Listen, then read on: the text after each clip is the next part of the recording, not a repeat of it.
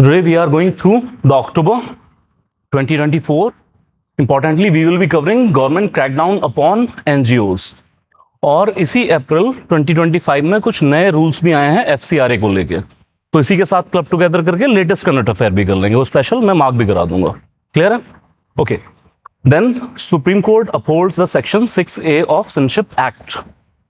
Anyone 6A citizenship act किस regarding था? ये असम अकॉर्ड को इंप्लीमेंट करने के लिए सिटीजनशिप एक्ट में अमेंडमेंट की गई थी 1985 में, जिसको चैलेंज कर दिया गया सुप्रीम कोर्ट में कि on the ground of violation of equality before law it should be struck down. लेकिन सुप्रीम कोर्ट ने कहा ये कॉन्स्टिट्यूशनली वैलिड है और इक्वालिटी को वायलेट नहीं करता है. वो डिटेल में देख लेंगे.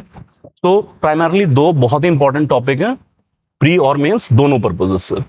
Then just pre new justice statue unveil की गई थी सुप्रीम कोर्ट के अंदर. क्या फर्क था पुरानी स्टैचू से इसका, किसी को याद है? Very good, very good. Justice statue देखी किसी ने? अच्छा, आंखों से पट्टी भी हटा दी गई कि अब देख लो, बहुत साल हो तुम अंधे रहे हो, अब देख लो जस्टिस कैसे प्रिवेल कर रहा है. हाँ जी, अब कानून अंधा नहीं है, अब वो देख के मार करेगा, किसे मारना है किसे नहीं मारना है.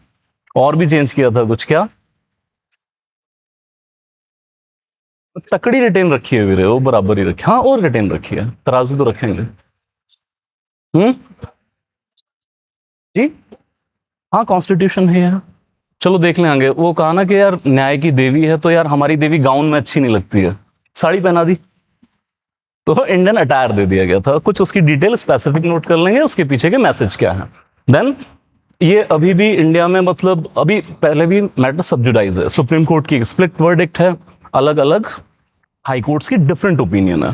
तो अभी मैटर सटिलिटी के अंदर नहीं है, लेकिन अक्टूबर में बहुत लिटरेचर लिखा गया था, तो देख लेंगे. मैरिटल रेप एक्सेप्शन रूल क्या कहता है? अंग्रेजों ने इजाद किया था 1991 में, उन्होंने खुद खत्म कर दिया, हम अभी रखे हुए हैं. Okay. Then minority status to AMU.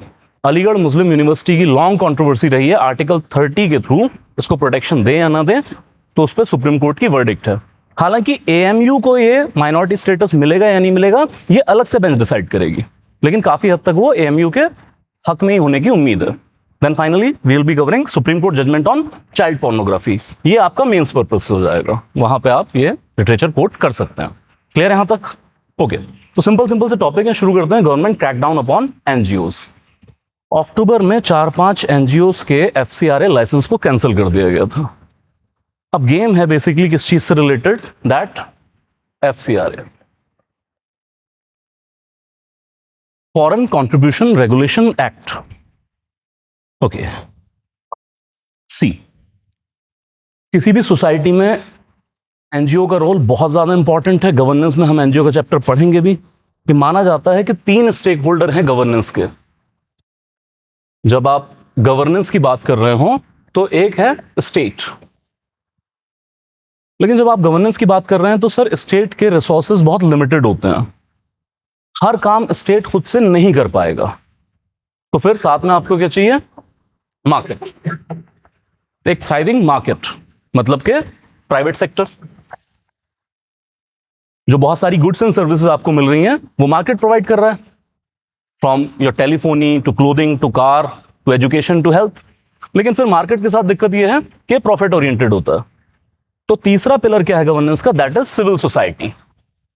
समाज से लोग आएंगे और वो गवर्नेंस में हेल्प आउट करेंगे, बल्कि गवर्नेंस का काम करेंगे. अब सिविल सोसाइटी अपने आप को मैनिफेस्ट करती है एनजीओस के थ्रू. तो बहुत सारा काम एनजीओ कर रही है. मतलब अगर आप डिजास्टर मैनेजमेंट की बात करें तो जितना एनडीआरएफ इंपॉर्टेंट है, उतना ही कहीं ना खालसा एड भी इंपॉर्टेंट है. पढ़ा सुना है आपने खालसा एड के बारे में? दुनिया में कहीं कोई कैलामिटी आए, मेरे ख्याल सबसे पहले खालसा एड वाले खड़े होते हैं. और दुनिया की अब हम बात कर रहे हैं, वो अफ्रीका तक पहुंच जाएंगे, और कुछ नहीं कर पा रहे होंगे तो बस पानी की बोतलें ही पकड़ा रहे होंगे. यार चलो इतनी हेल्प तो लो आप. कोविड के दौरान कितना एनजीओ ने काम किया. जब गवर्नमेंट फेल हो गई ऑक्सीजन प्रोवाइड करने के अंदर, तो सिविल सोसाइटी ने ऑक्सीजन लंगर लगा दिया. किस लेवल पे जाके ऑपरेट कर रहे हैं. लेकिन एनजीओ का पॉजिटिव वर्क तो हम सब देखते हैं. ज्यादातर जब हम एनजीओ देखते हैं तो हम उसको पॉजिटिव कॉनोटेशन में लेते हैं. एनीवन, क्या एनजीओ का कोई नेगेटिव काम भी हो सकता है? Yes. या एनजीओ का कोई वर्क एंटी डेवलपमेंट भी हो सकता है? मनी लॉन्ड्रिंग, हाँ उसमें इन्वॉल्व है आजकल। मनी लॉन्ड्रिंग थोड़ा बड़े लेवल पे है, पर ब्लैक एंड व्हाइट बहुत हो रहा है ना? बिना मनी लॉन्ड्रिंग के, मनी लॉन्ड्रिंग में थोड़ी बड़ी रकम इन्वॉल्व होती है।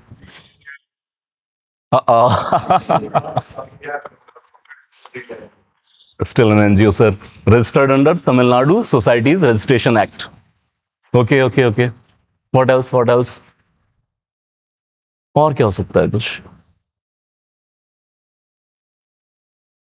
According to Intelligence Bureau report, NGO के एंटी डेवलपमेंट काम इस वक्त हमारी जीडीपी को पर ईयर 2 to 3% का लॉस दे रहे हैं। इससे आगे जाके भी एंटी डेवलपमेंट काम कर सकते हैं। तो पहले न्यूज किस वजह से बनी है, ताकि एग्जाम्पल हमारे पास हो जाए। ये कुछ एनजीओज हैं जिनको एफसीआरए के वायलेशन की वजह से इनका एफसीआरए लाइसेंस कैंसिल किया गया। Point 1, what is FCRA?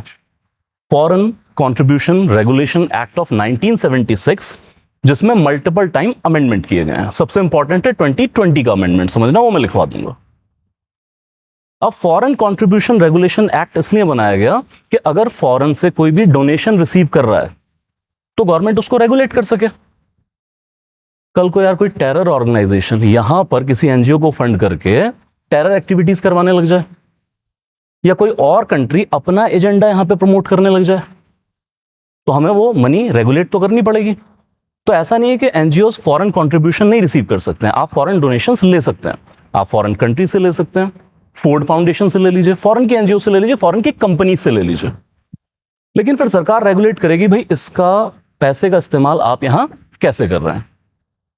तो अलग अलग रिपोर्ट्स में यह आया है कि इस पैसे का मिसयूज किया जाता है, बल्कि इंडिया के डेवलपमेंट को रोकने के लिए, सगो इंटरनल सिक्योरिटी को थ्रेट करने के लिए। सो क्या है?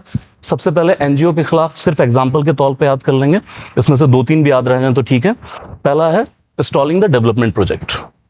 लाइक जो लाइफ एनजीओ है, इसके खिलाफ इल्जाम ये लगा है कि जहां पे भी कोल माइंस की हम कुछ एक्टिविटी कर रहे हैं या फिर थर्मल पावर प्रोजेक्ट हैं, ये उनके खिलाफ प्रोटेस्ट करते हैं, जाके धरने प्रदर्शन कर देंगे, क्लीन एनवायरनमेंट के नाम पर उसको रोकने का काम करेंगे। तो यार अगर हमारे नेचुरल रिसोर्सेज को हम यूटिलाइज नहीं कर पाए तो हमारा डेवलपमेंट नहीं होगा। ओके, देन सर ईटी है, सर्वाइवल इंटरनेशनल है, इनके ऊपर इल्जाम लगा है कि झारखंड के अंदर जो है ये थर्मल पावर प्रोजेक्ट का विरोध करते हैं। तो होता क्या है, बहुत सारी एनजीओज, जैसे एक और इसमें लिख लीजिए, अभी नहीं है, पुराना केस है, लेकिन लिख लीजिए green peas India. Green peas India, ये केस बहुत इंटरेस्टिंग है। ग्रीन पीस इंडिया इंडिया के अंदर क्लीन एनर्जी को प्रमोट करने का काम करती थी, और खासकर ये प्रमोट करते थे सोलर एनर्जी को। तो डिफरेंट डिफरेंट जगह पे ये देखा गया कि यार कहीं पर अगर कोल पावर प्रोजेक्ट है, ये वहां जाके धरने प्रदर्शन कर रहे हैं। कहीं पे इंडिया ने इवन न्यूक्लियर पावर प्रोजेक्ट लगा दिया, ये वहां लैंड की एक्विजिशन नहीं होने दे रहे हैं, बल्कि लोगों को भड़काएंगे, धरने प्रदर्शन कर देंगे, वकीलों को हाई फीस देंगे और सुप्रीम कोर्ट में केस कर देंगे। और गवर्नमेंट को ये लगा यार ये एक्टिविटी कुछ ज्यादा नहीं हो रही है, और ऊपर से इतनी सारी एक्टिविटी करने के लिए इनके पास पैसा कहां से आ रहा है। तो एफसीआरए के तहत पता किया गया यार इनको ना फॉरेन से फंडिंग हो रही है, और फॉरेन में भी जब डीप जाके चेक किया कहां से फंडिंग हो रही है, यूएस से। तो बोले पता करो यार यूएस से कौन फंड कर रहा है इनको। तो पता लगा कि यूएस में सोलर पावर इक्विपमेंट बनाने वाली कुछ कंपनीज हैं। आई रिपीट, यूएस की कुछ कंपनी है जो सोलर पावर के इक्विपमेंट बनाती है, may be panel, may be और कुछ चीजें। अब समझिए इस बात को कि वो इन्हें क्यों फंड कर रहे हैं। उनको अपना माल ग्लोबली बेचना है। India is a huge market, huge potential for solar energy, तो उनका माल तो बहुत ज्यादा बिकेगा यहां पे। लेकिन उनका माल यहां पे तब बिकेगा जब यहां पर कोई और ऑप्शन ना हो एनर्जी के। तो सर कुल मिला के बात यह कि अब वो कटरीना कैफ मैम को पे नहीं कर रहे हैं एडवर्टीजमेंट के लिए कि ऐड होगी और हमारे प्रोडक्ट खरीदेंगे। यहां पर आप एनजीओस को फंड करना शुरू कर दो कि यार इनके जो बाकी सोर्सेज ऑफ एनर्जी हैं ये प्रोजेक्ट इंस्टॉल करवा दीजिए, ये एक्टिविटी ना कर पाए। Ultimately government of India crackdown, बल्कि इनको तो वाइंड अप करने के लिए कह दिया था, यहां से अपने प्रोजेक्ट वाइंड अप कीजिए। क्लियर है यहां तक? समझ में आ रही चीज? फिर किस तरीके से हमारे डेवलपमेंटल प्रोजेक्ट्स को रोक रहे हैं। फर्दर वैसे एक दो यूज कर लीजिएगा, फंड मिसमैनेजमेंट, सीपीआर।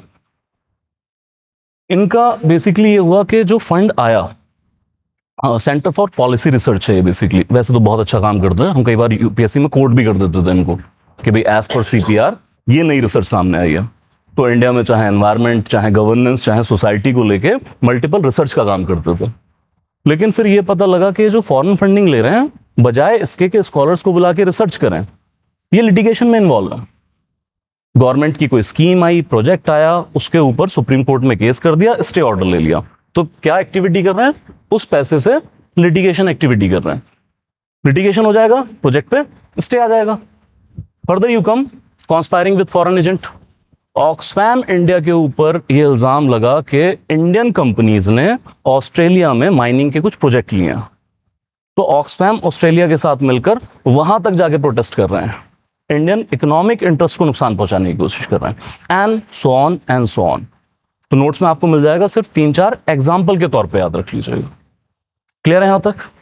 तो पहला पॉइंट क्या समझना है? पहला पॉइंट ये कि एनजीओ का एंटी डेवलपमेंट एक्शंस क्या हो सकते हैं, और दूसरा इसमें फॉरेन कंट्रीब्यूशन का क्या रोल हो सकता है। दोनों एग्जाम्पल कोट कर देंगे। गेम सारी समझ में आ गई है? अच्छा, इसको भी जब हम गवर्नेंस में पढ़ते हैं तो इससे भी आगे ग्रेव कंसर्न है। जैसे बहुत सारी एनजीओज हैं जो जर्मन की कुछ कंपनी से फंडेड है, वो यहां पर एंटी जीएम क्रॉप्स मूवमेंट चला रही हैं। कुछ एनजीओज हैं जो फ्रेंच फंडेड हैं, और वो यहां पर नक्सलाइट्स और माओइस्ट को सपोर्ट कर रहे हैं in the name of human rights. Multiple angle पे थ्रेट है। क्लियर है यहां तक? चलिए अब आ जाइए सर, फिर गेम क्या है, इन सबके खिलाफ क्या कार्रवाई की गई है। एफसीआरए के तहत इनके लाइसेंस को कैंसिल किया गया। सर ये फिनोमिना नोट किया गया। देखिए फ्रांस के अंदर भी क्या है कि सोशलिज्म वाली पार्टीज बैठी हैं वहां पे भी, सिर्फ ऐसा नहीं है कि कम्युनिस्ट हमारे यहाँ बैठे हैं, बाकी जगह पे बैठे हैं।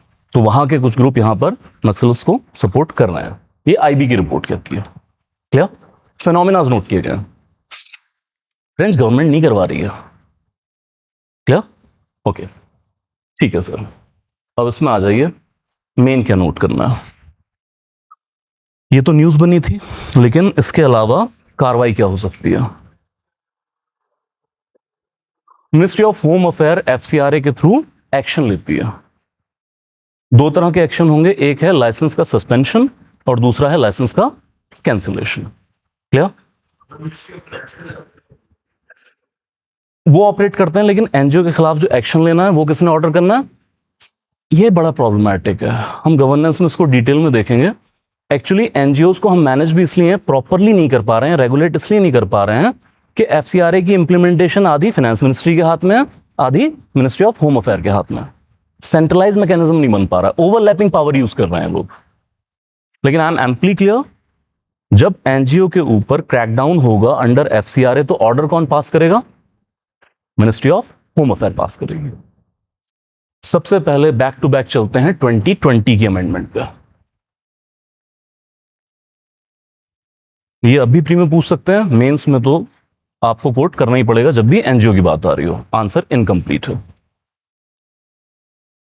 Okay,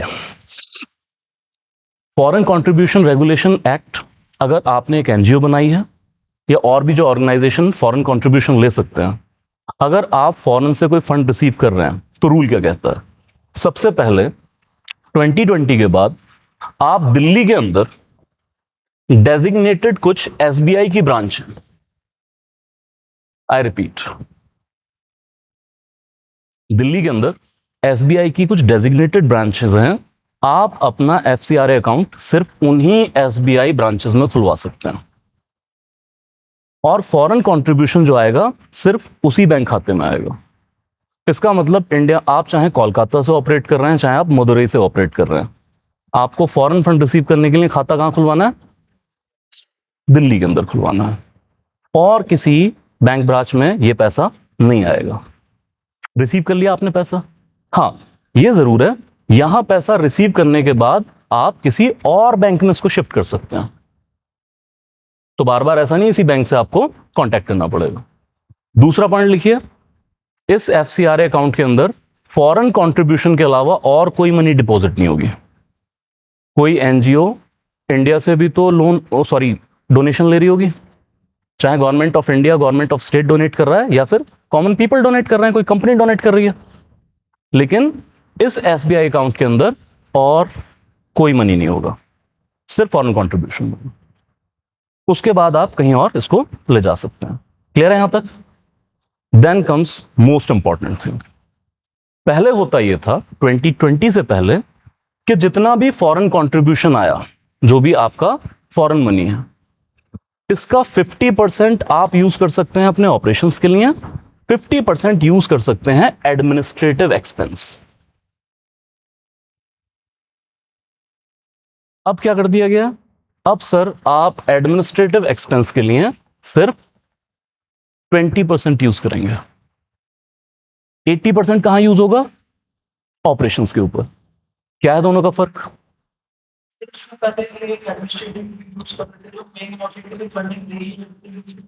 exactly. मान लीजिए हम लोगों ने कोई एनजीओ बनाई कि हम बच्चों को पढ़ाने का काम करेंगे, हमने फौरन से कुछ पैसा मंगा लिया, उसके बाद हमें ये पैसा खर्च करना चाहिए बच्चों की पढ़ाई के ऊपर, तो हम बच्चों के लिए किताबें खरीदें, ठीक है, हम बच्चों के लिए कोई वहां पर जहां भी फैसिलिटी है उसके लिए कोई इक्विपमेंट खरीदें, तो मेन ऑपरेशन पर खर्च हो रहा है। लेकिन इसकी जगह हम क्या कर रहे हैं? हम अपने ऑफिस का रेंट पे कर रहे हैं, चेयरमैन की सैलरी दे रहे हैं और लोगों की सैलरी दे रहे हैं। तो गेम समझ में आ गई एडमिनिस्ट्रेटिव एक्सपेंस क्या है? तो अभी ये कह दिया गया यार तुम फॉरेन से पैसा मंगा रहे हो तो सीधी बात है ऑपरेशंस पे खर्च करो ना 80%। हाँ, 20% आपके एडमिनिस्ट्रेटिव एक्सपेंस आप ये खर्च कर सकते हैं। तो गवर्नमेंट का कहना है जिस पर्पस के लिए पैसा मंगाया भाई उस पर खर्च कीजिए। एनजीओ का क्या कहना है कि सर अगर हम एडमिनिस्ट्रेटिवली ही स्ट्रांग नहीं होंगे तो हमारे ऑपरेशंस कैसे स्ट्रांग हो जाएंगे? आप रिजिडनेस लेके आ रहे हैं। क्लियर है यहां तक? इसके अलावा तीसरा पॉइंट लिख लीजिए, एनुअल रिटर्न्स फाइल करने पड़ेंगे सभी एनजीओस को। जो भी फॉरेन कंट्रीब्यूशन रिसीव कर रहे हैं उन सबको अपने एनुअल रिटर्न फाइल करने पड़ेंगे। Any doubt? Any doubt? Any doubt? तीन चीजें क्या याद करनी है 2020 के अमेंडमेंट एफसीआरए? पहला, एसबीआई की डेजिग्नेटेड ब्रांच कहां पर? दिल्ली में। हाँ, डेजिग्नेटेड ब्रांच है कि इस ब्रांच के अंदर होगा, ऐसे नहीं किसी ब्रांच में कर लें आप जाके। देखो है इसलिए कि गवर्नमेंट को डेटा एक्सेस इजी हो जाएगा। अगर आप पूरे देश में कहीं पैसा मंगाते फिरें, कितने बैंकों से यार डेटा? अच्छा एसबीआई है तो गवर्नमेंट कंट्रोल के अंदर है, और एसबीआई को भी डेटा मैनेज करना इजी हो जाएगा। और इसके बाद आप कहीं पे भी पैसा ले जाइए तो उसकी ट्रेल तो मौजूद है ना फिर। Clear? Okay. Second thing, expenses. Administrative expense सिर्फ 20% होगा, उससे ज्यादा नहीं होगा।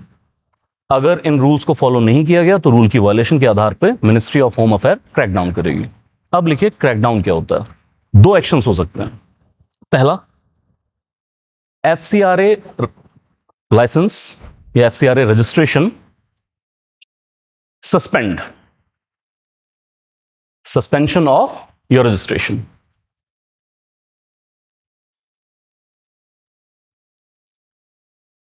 लिखें it will be suspended for 180 days, 180 दिन के लिए सस्पेंड कर देंगे।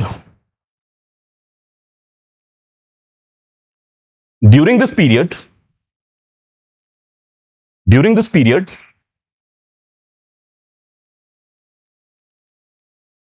एनजीओ कैन नॉट एक्सेप्ट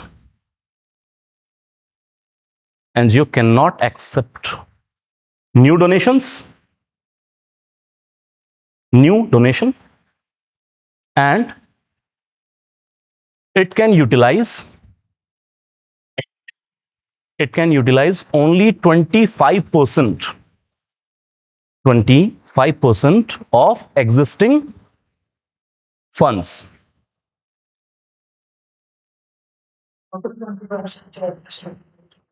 हाँ, 25, जितना पैसा आपके पास पड़ा बस उसका 25% ही आप यूज कर पाएंगे। फिर जांच वांच करेंगे, उसके बाद ये अलाउ करेंगे, या फिर नेक्स्ट स्टेप क्या है? कैंसिलेशन। लिखें सेकंड एक्शन, कैंसिलेशन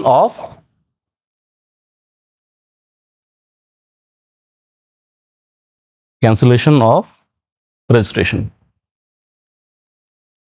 कैंसिल हो गया, फिर आप अकाउंट भी फ्रीज और आप फर्दर डोनेशन नहीं ले पाएंगे। Clear?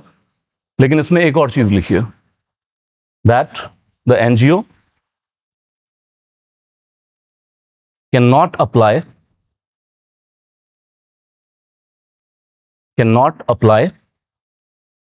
or get prior permission, cannot apply for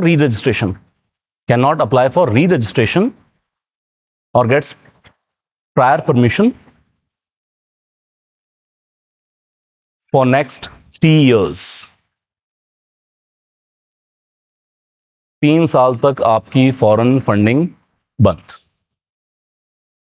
तो ये नहीं है कि आज कैंसिल हुआ, 6 महीने बाद आपने रीअप्लाई कर दिया और आपको मिला। 3 साल तक फिर आप अप्लाई नहीं कर सकते, 3 साल बाद देखेंगे। क्लियर है यहां तक? एक पॉइंट और अगर याद रह जाए तो रख लीजिएगा। देखिए, वैसे तो फॉरेन कंट्रीब्यूशन रिसीव करने के लिए आपको एफसीआरए में रजिस्ट्रेशन कराना ही पड़ेगा, लेकिन अगर कोई एनजीओ अभी क्वालिफाइड नहीं है, वो क्रेडेंशियल नहीं है कि वो एफसीआरए में रजिस्टर हो, तो गवर्नमेंट से अप्लाई करके एक प्रायर परमिशन नाम की चीज होती है, प्रायर परमिशन के थ्रू आप फॉरेन फंडिंग रिसीव कर सकते हैं। बस एक छोटा सा क्लॉज। क्लियर है यहां तक? Any doubt? कोर्ट्स तो सारी एनजीओ पहुंच जाती हैं कोर्ट्स। फिर कोर्ट का डिसीजन आ जाए तो बात अलग है कि वो एनजीओ के हाथ में आ जाए।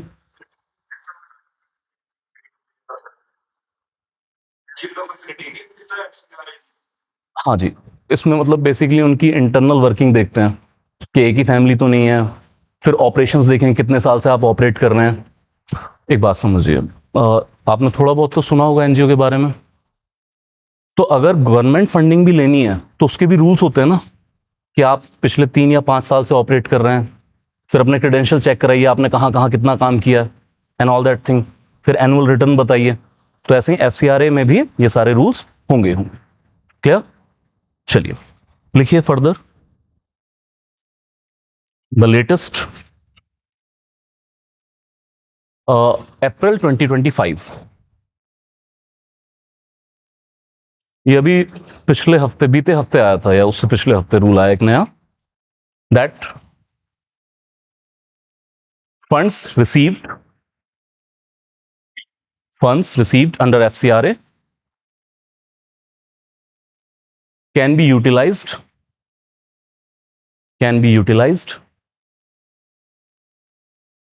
within 4 years only।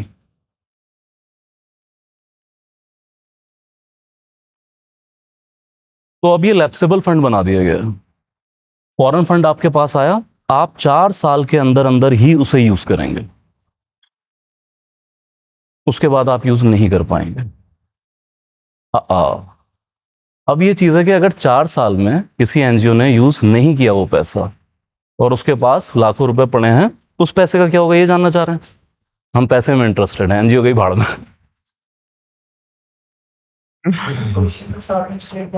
Very good question.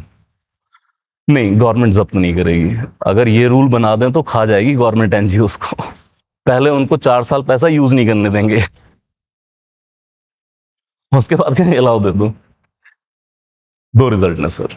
पहला, it will be taken as violation of rules. Violation of rules में क्या होगा? फिर यही 2 एक्शन होंगे, पॉइंट 1। और फर्दर चाहे तो आप लिख लीजिए, एनजीओ को ऑर्डर कर सकती है government to return the money to the donor. So government may order the NGO to return the money to the donor, वापस कर दीजिए आप।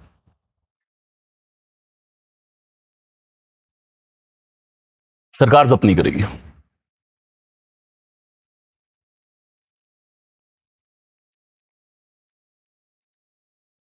Any doubt?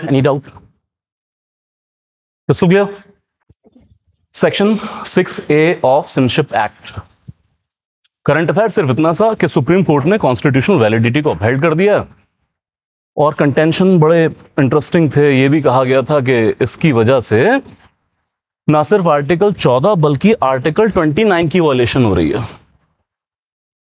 14 में क्या है?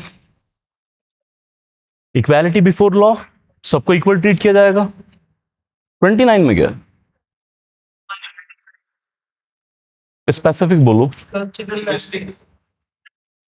Culture, it's more about culture, या फिर हाँ लिंग्विस्टिक भी है, क्योंकि तीन चीजों को प्रोटेक्शन मिली है। Any citizen shall have the right to conserve and protect language, script and culture.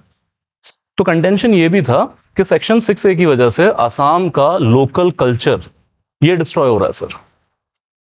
But supreme Court ने दोनों ही आइडियाज को परचेज नहीं किया है।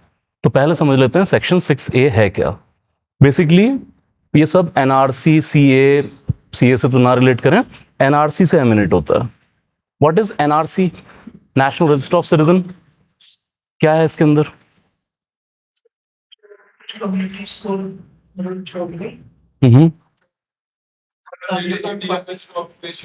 एक मिनट, आप सीए की बात कर रहे हैं सर, मैं एनआरसी पूछ रहा हूं।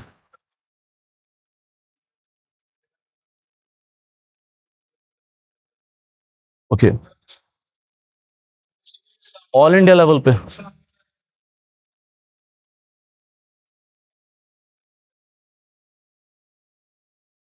ऑल इंडिया, क्योंकि नाम है नेशनल रजिस्टर ऑफ सिटीजंस, ये मिसनॉमर है। एनआरसी का कॉन्सेप्ट टिल डेट सिर्फ और सिर्फ असम के अंदर। कॉन्सेप्ट कब से इवॉल्व हो रहा है सर? 1951 से ही इवॉल्व हो रहा है क्या? लेकिन मोर टेंजिबल कब हुआ है बाय लॉ? ये हुआ है 1985 के अंदर। तो गेम क्या है? गेम ये है कि असम की जब हम बात करते हैं तो असम के इंडिजिनस लोगों की हिस्टोरिकली इवन ब्रिटिश टाइम में भी ये शिकायत रही है कि इलीगल माइग्रेंट्स यहां पर आके हमारे रिसोर्स पे कब्जा कर रहे हैं। और वहां के लोकल लोगों की डिमांड है कि जो भी असम के इंडिजिनस लोग नहीं हैं उनको असम से बाहर निकालिए। और मसला सिर्फ यहां पर बांग्लादेशी माइग्रेंट का नहीं है, वो तो एक बड़ा मुद्दा है ही, लेकिन अगर आप आसाम के लोगों की डिमांड डीपली जाके देखें तो वो कहते हैं यार हमें फर्क नहीं पड़ता कौन कहां से आया, चाहे कोई पर्सन बांग्लादेश से आया हमें वही बाहर चाहिए, चाहे कोई बिहार, बंगाल, ओडिशा, पंजाब से आया हमें वही बाहर चाहिए भाई। Son of the soil theory, कि यहां के रहने वाले लोगों का ही यहां के रिसोर्सेस पे पहला और अल्टीमेट हक है। बाहर से कोई लोग आते हैं वो हमारा कल्चर भी खराब कर रहे हैं, हमारे रिसोर्सेस का मिस यूटिलाइजेशन कर रहे हैं, उनके लिए है ही नहीं। अब ये डिमांड चल निकली, आजादी के बाद प्रोटेस्ट होने शुरू हुए। ऐसे ही एक ऑर्गेनाइजेशन आई, AASU, all Assam student union, protest करने शुरू किए कि नॉन असमीज बाहर चाहिए। फिर इसी के कुछ फ्रैक्शन ग्रुप बने, वायलेंस शुरू हो गया यहां पर। तो सबको देखते हुए एनआरसी का कंसेप्ट आता है, लेकिन ये इवॉल्व होता रहा, कभी इंप्लीमेंट नहीं हो पाया। फाइनली 1985 में राजीव गांधी साहब के टाइम पे असम अकॉर्ड साइन किया गया। राजीव साहब के टाइम पे एक बड़ा प्रॉब्लमेटिक था कि इंडिया फ्रेगमेंट्री फोर्सेस से घिरा हुआ है, स्टेट टूटने की हालत में आए पड़े हैं। तो राजीव साहब ने एक अच्छा काम किया था, डिफरेंट स्टेट से अकॉर्ड साइन करने शुरू किए थे। तो आपने सुना है कुछ राजीव लोंगोवाल अकॉर्ड, पंजाब इशू को संभालने के लिए, तो ऐसे ही असम को संभालने के लिए असम अकॉर्ड। तो ट्राईपार्टाइट एग्रीमेंट था, government of India, government of Assam और साथ में आसू। तो इन्होंने कहा यार बाकी मुद्दे तुम्हारे बाद में देखेंगे, ठीक है, आपका मेन मुद्दा है इलीगल माइग्रेंट को निकालना। तो इसी के लिए तय किया गया कि हम एनआरसी लेके आएंगे। पहले तो बेसिक समझ लीजिए, 24 मार्च, ये डेट याद रख लीजिएगा, 1971। अकॉर्ड कब हो रहा है? 1985 में। तो वही कि यार कुछ बार्गेन करते हैं, आप कह रहे हो कि यार असम में जो भी यहाँ के इंडिजिनस नहीं है निकालो। अब यहाँ तो यार मतलब बरसों से लोग रह रहे हैं। कोई ब्रिटिश, खासकर क्या हुआ था कि जब ब्रिटिशर्स ने प्लांटेशन क्रॉप शुरू की, देखिए नॉर्थ ईस्ट की अगर आप ब्रिटिशर पॉलिसी देखें, नॉन इंटरवेंशन रही है कि यार इनको मत छेड़ो, ट्राइबल हैं, रिवोल्ट हो जाएगा। लेकिन इसी पॉलिसी का थोड़ा डेविएशन तब देखने को मिलेगा जब असम वैली में प्लांटेशन क्रॉप्स आएंगी, कॉफी प्लांटेशन शुरू हो जाएगा। तो बिहार, बंगाल, उड़ीसा के जो पॉवर्टी स्ट्रिकन एरिया थे, यहां से बहुत सारे मजदूरों को बाकायदा परमानेंटली वहां पे बसाया गया। तो इंट्रूजन भी आ गई यहां पे, तो तभी से सारे प्रोटेस्ट हैं। तो अब 85 में कह रहे हैं यार अंग्रेजों के जमाने में कोई आके बस गया यार, आसामी हो गया, अब उसको तो नहीं निकाल पाएंगे। तो चलिए कोई एक डेट रखते हैं, सिंपल बात। 24 मार्च 1971 के बाद जो भी असम में आया है, अब उसको हम एसएमईज नहीं मानेंगे।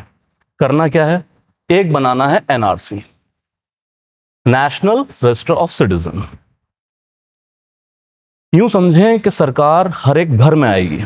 आप लोग असम में रह रहे हैं, आपके घर सरकार के कुछ लोग आए और आपसे कहा पेपर दिखाइए। क्या दिखाओ? 1971 से आपकी या आपकी फैमिली के यहां रहने के प्रूफ हमें दीजिए। वो 20-25 डॉक्यूमेंट की एक लिस्ट है, कुछ भी दिखा दो। क्या अगर आपने वो डॉक्यूमेंट शो कर दिए कि मेरे दादा या परदादा 1971 से पहले असम में रह रहे हैं, तो चुप करके आपका नाम एनआरसी में लिख लेंगे और फिर आपको सिटीजनशिप भी मिल जाएगी, सिटीजन माना जाएगा। लेकिन अगर आप वो डॉक्यूमेंट प्रूव नहीं कर पाए तो क्या होगा? हम्म तो पहली बात, आपका नाम एनआरसी में नहीं होगा सर, आपका क्या पूरी फैमिली का नहीं होगा, और फिर आपको कहा जाएगा डाउटफुल वोटर। अब आपका क्या करना है, बोले बाद में डिसाइड करेंगे। इससे आगे कुछ नहीं है रूल, इससे आगे सिर्फ पॉलिटिशियंस के दावे हैं कि हम एक एक बांग्लादेशी को पकड़ के असम से बाहर निकालेंगे। क्लियर है यहां तक? तो याद है आपको 2020 के अराउंड एंटी-सीए एनआरसी प्रोटेस्ट हुए थे कुछ, Shaheen Bagh and all that thing, और एक नारा बड़ा चला था कि हम कागज नहीं दिखाएंगे। तो क्या है सिंबॉलिक रेफरेंस? वही कि हम डॉक्यूमेंट शो ही नहीं करेंगे। बेसिक गेम समझ में आ गई है? Any doubt about this first of all? Okay, अब इसके साथ दिक्कत क्या है सर? दिक्कत, अच्छा एनआरसी आज भी कंप्लीट नहीं हो पाई है। प्रॉब्लम ये हुआ कि 2019 में असम गवर्नमेंट ने एक फाइनल ड्राफ्ट दिया एनआरसी का, एक फाइनल ड्राफ्ट कि हमने कंप्लीट कर लिया, लेकिन वो ड्राफ्ट था, उसमें चेंजेस पॉसिबल थे। प्रॉब्लम ये आई 19 लाख एसएमईज लोगों का उसमें नाम ही नहीं था, और ये ऑन रिकॉर्ड गवर्नमेंट कह रही है, अनरिकॉर्डेड तो भी पता नहीं कितने होंगे। 19 लाख आसाम के लोगों का एनआरसी में नाम नहीं, हैंस डाउटफुल वोटर।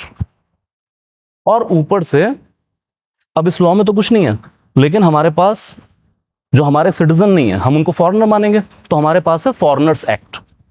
अगर कोई इलीगल माइग्रेंट आता है तो उसके खिलाफ कार्रवाई कर सकते हैं। गवर्नमेंट ऑफ असम ने फॉरेनर्स एक्ट का यूज करके डिटेंशन सेंटर्स भेजना शुरू किया। जेल नहीं कह रहे थे क्योंकि क्रिमिनल नहीं है, डिटेंशन सेंटर्स बना दिए गए। आम जबान में कहूं तो जेलों में बंद करना शुरू कर दिया था। अब ये इंटरनेशनली बहुत क्रिटिसाइज किया गया, यार अपने सिटीजन के साथ आप ये कर रहे हैं। मतलब हद तो तब हो गई थी जब 4-5 सिटिंग एमएलए ऑफ असम, उन्हीं की फैमिली का नाम एनआरसी में नहीं था। तो बहुत कंट्रोवर्शियल रहा। एक कारगिल वॉर हीरो थे, उनका नाम नहीं था, और उनको डिटेंशन सेंटर में डाल दिया था उठा के। उन्होंने अपने फौज वॉज के सारे डॉक्यूमेंट, बोले यार मैं तो तुम्हारे लिए लड़ता रहा हूं। बोले सर ये तो फौज के डॉक्यूमेंट हैं, ये नहीं चाहिए, असम वाला दिखाओ। तो सर प्रॉब्लम ये है कि देखिए अभी तो आधार वाधार आ गया है, तो हम बहुत सारा डॉक्यूमेंटेशन करने लगे हैं। थोड़ा सा हम अपनी पिछली पीढ़ी में चले जाए ना, असम की बात छोड़ दीजिए, तो डॉक्यूमेंट बनाने का कोई इतना ट्रेंड नहीं था। हद कोई राशन कार्ड बनवा रहा है, ज्यादा बनाते ही नहीं थे कुछ। और फिर गरीब लोग, जब आप जितना पॉवर्टी में जाएंगे उतने ज्यादा कागज वागज है नहीं, तो कागज है नहीं लोगों के पास। और फिर असम में वैसे भी क्या है यार, बाढ़ बाढ़ आती रहती है, तो बहुत सारे कहते हैं यार हमारा तो घर बह जाता है, तुम्हारे कागज कहां से बचा के रखें। Getting my point? तो अगर कोई बोनाफाइड सिटीजन भी है, उसके पास भी कागज नहीं है, रियल प्रॉब्लम है। और हद तब हुई जब 2019 के बाद ये फाइनल ड्राफ्ट आया, और उसके कुछ महीने बाद ये कहा गया, जब बहुत सारे प्रोटेस्ट हो गए कि सर वो फाइनल ड्राफ्ट में चेंज करेंगे, तो गवर्नमेंट ऑफ असम ने कहा कि वेट अ मिनट, वो एक्चुअली बाढ़ आ गई थी, हमारा खुद का डेटा बह गया है। हमारे पास तो खुद कागज नहीं है। सो ये सारा चल रहा है असम के अंदर। क्लियर है यहां तक? Any doubt?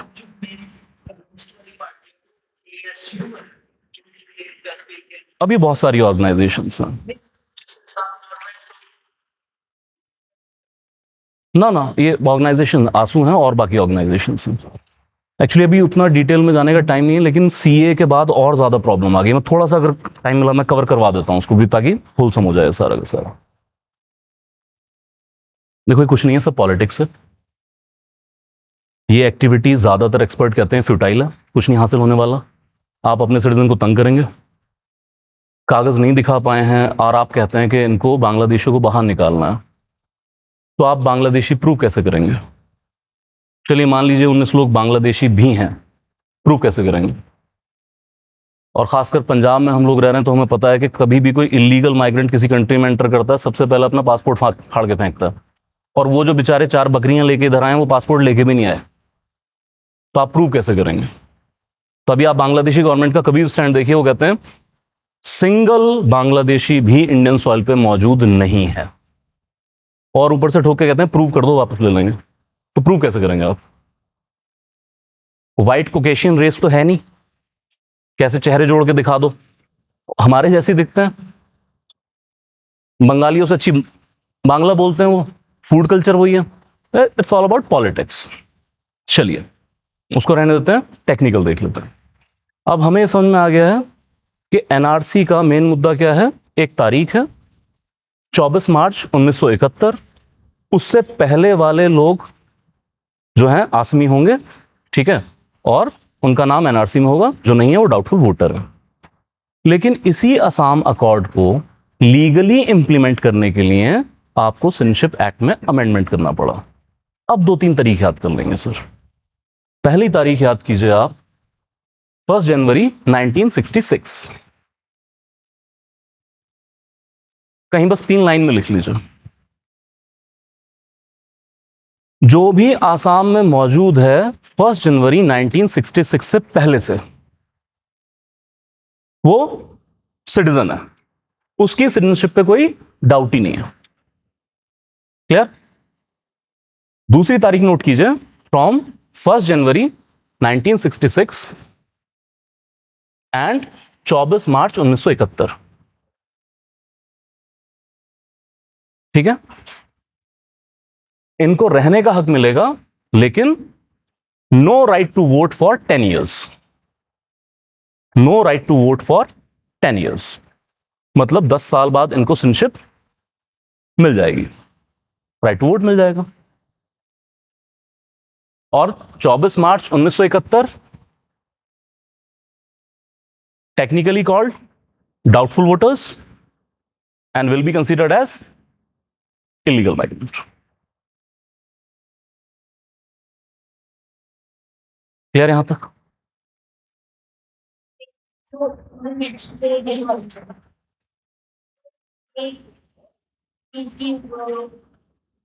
इसका क्या, इसको क्या अप्लाई करेंगे, चाहे वो फॉर्म से भी है नहीं, सिर्फ टेक्निकली रखा है आपने, इंडियन ओरिजिन के होने चाहिए। किसी और ओरिजिन का रह रहा है बाई चांस तो अलग बात है, वो पेपर वेपर से प्रूव हो जाएगा, माँ बाप इंडियन थे या नहीं थे वो वाली चीज लग जाएगी टेक्निकली। क्या? चलिए 3 लाइन में सारा का सारा गेम क्लियर हो चुका है कि लॉ क्या कहता है। Any doubt? अब अगर इसको सुप्रीम कोर्ट की जजमेंट से रिलेट करना हो तो सुप्रीम कोर्ट में चैलेंज किया गया कि सर आसाम के स्पेशल केस में आप क्यों कर रहे हैं, क्योंकि सेक्शन 6A ऐड किया गया 1985 में through amendment only in case of Assam. ये आप पढ़ेंगे तो लिखा हुआ है स्पेशल प्रोविजन फॉर असम। तो उन्होंने चैलेंज कर दिया सर किसी और स्टेट में क्यों नहीं है। और बाकी सब जगह जो आप कट ऑफ डेट ले रहे हैं वो तो 26 जनवरी 1950 से ले रहे हैं, तो यहां पर आपने लेट तक की डेट कैसे दे दिया?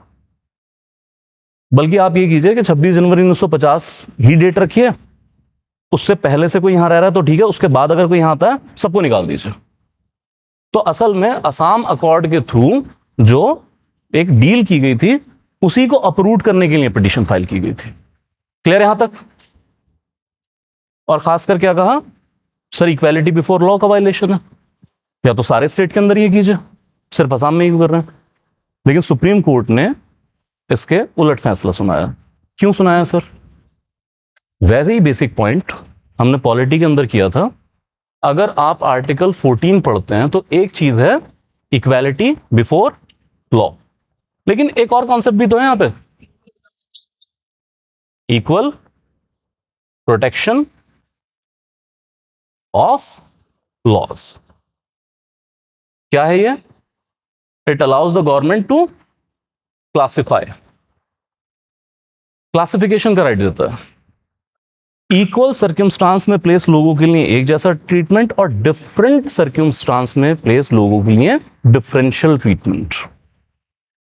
तो सुप्रीम कोर्ट ने होल्ड किया कि असम की एक यूनिक सिचुएशन है और उस यूनिक सिचुएशन को डील करने के लिए section 6A is justified, not unconstitutional. और दूसरे पे तो डीवाई चंद्रचूड़ साहब ने सीधा ही कहा था कि यार आप कल्चर की बात कर रहे हो, यार आपका कल्चर इतना वीक है कि फ्यू अगर बाहरी लोग आ गए तो आपके कल्चर को ही खतरा हो जाएगा। इतने बाहरी लोग तो फिर हर स्टेट में रह रहे हैं, फिर तो हर स्टेट ये कहना शुरू कर देगा यार आप बाहर कर दीजिए, बाकी लोग, हमारा कल्चर खराब हो रहा है। कल्चर इस तरीके से खराब नहीं होता। क्लियर है यहां तक? दूसरा, नेशन वाइड एनआरसी अभी नहीं है, ओनली सिंगल स्टेट है जहां पर एनआरसी है, दैट इज असम। तो प्रॉब्लम क्या है सर? प्रॉब्लम जब सीएए कानून बना 2019 में, क्लियर,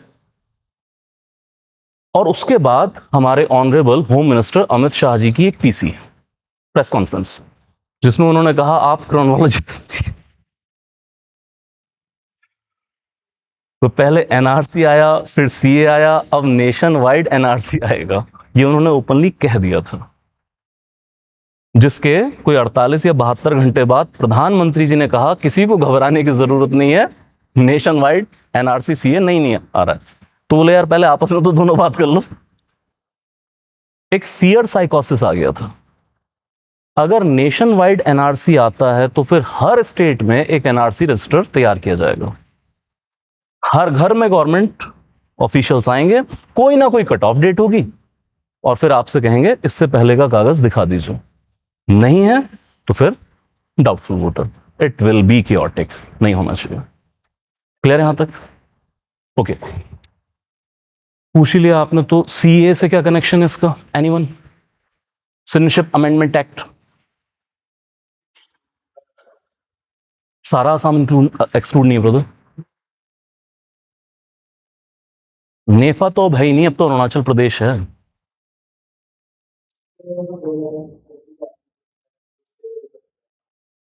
चलो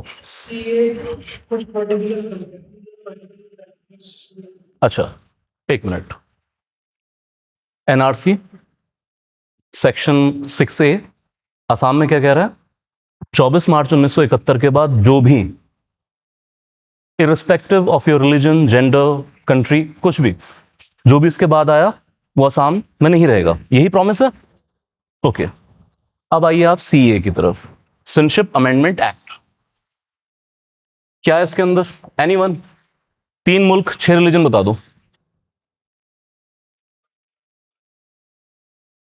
ओके, अफगानिस्तान, पाकिस्तान, बांग्लादेश, ठीक है। 6 रिलीजन। हिंदू, एक मिनट, मुस्लिम है कि नहीं है? मुस्लिम नहीं है। हिंदू, सिख, बुद्ध, जैन, पारसी ना। अब ऐसा नहीं कि कुछ भी कहने लग जाओ। 6 रिलीजन, प्रिसाइसली। अगर इन 3 मुल्कों से, इन 6 रिलीजियस आइडेंटिटी से कोई भी पर्सन या फैमिली इंडिया आई है, लेकिन कब? नोट कर लो, 31 दिसंबर 2014, जब मोदी युग की शुरुआत हुई थी, जब भारत को आजादी मिली थी, as per Kangana Ranaut ma'am. Authorities quote करो तो कंगना रनौत जैसे ही करो, क्या रखा है ना डॉक्टर अंबेडकर में। तो ये तय किया गया कि इस तारीख से पहले ये जो कम्युनिटीज इंडिया आई हैं इनको सिटीजनशिप दे दी जाएगी, इजी कर दी जाएगी। टेक्निकली कहूं तो नेचुरलाइजेशन का टाइम पीरियड कर दिया 5 साल, जो अदरवाइज होता है 12 साल, 5 साल कर दिया। कानून कब बन रहा है? 2019 में। 14 से 19 में 5 साल तो वैसे भी हो गए, इमीडिएटली ले लीजिएगा, ये लॉ कहता था। हाँ,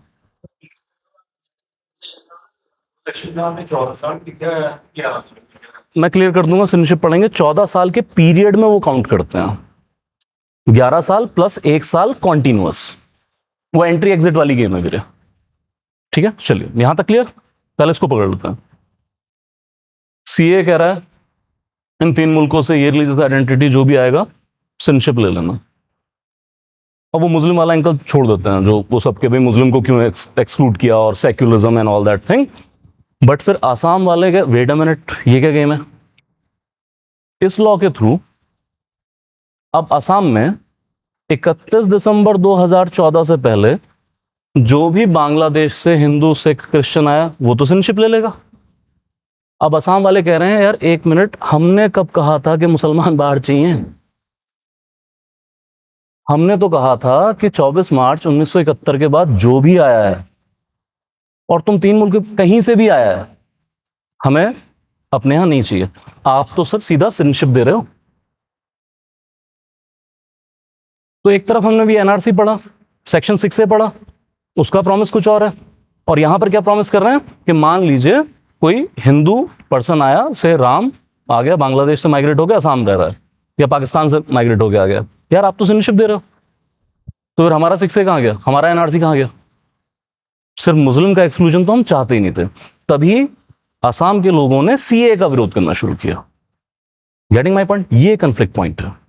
इसको पैसिफाई करने के लिए थोड़ा सा एक्सेप्शन क्लॉज डाला गया है। क्या है? असम के ट्राइबल एरियाज में सीएए लागू नहीं होगा। आई रिपीट, असम के ट्राइबल एरिया में, शेड्यूल्ड एंड ट्राइबल एरिया जिसको कहते हैं, ऑटोनोमस डिस्ट्रिक्ट्स हैं वहां पे, वहां ये लागू नहीं होगा। लेकिन असम वाले फिर चिल्लाए, बोले एक मिनट, हमने कब कहा था कि ट्राइबल एरिया से निकालो? हमने तो कहा था सारे असम से निकाल गया। ये कंफ्लिक्ट पॉइंट है। Any doubt? Crystal clear? हाँ जी, लार्जली नहीं रहेगी। एग्जैक्टली। बट मसला है कि इंप्लीमेंटेशन, 2019 में लॉ आया, लेकिन लॉ को इंप्लीमेंट करने के लिए आते हैं रूल्स। रूल कब बने? 2024 लोकसभा इलेक्शन से 1 महीना पहले। 2019 से लेकर 24 तक ये लॉ इंप्लीमेंट ही नहीं हो पाया सर आपका। अब ये लॉ इंप्लीमेंट हो रहा है, तो it's about implementation. Largely Assam में अभी ऑपरेट नहीं कर रहे हैं इसको, क्योंकि सोशल टेंशन क्रिएट हो जाएगा। क्लियर यहां तक? चलिए सर जी, किस चीज का? असम का स्टेटस कोई है मैम, मतलब ना तो सीए वहां पे प्रॉपर्ली इंप्लीमेंट कर रहे हैं, और ना ही एनआरसी का फाइनल ड्राफ्ट तैयार कर रहे हैं।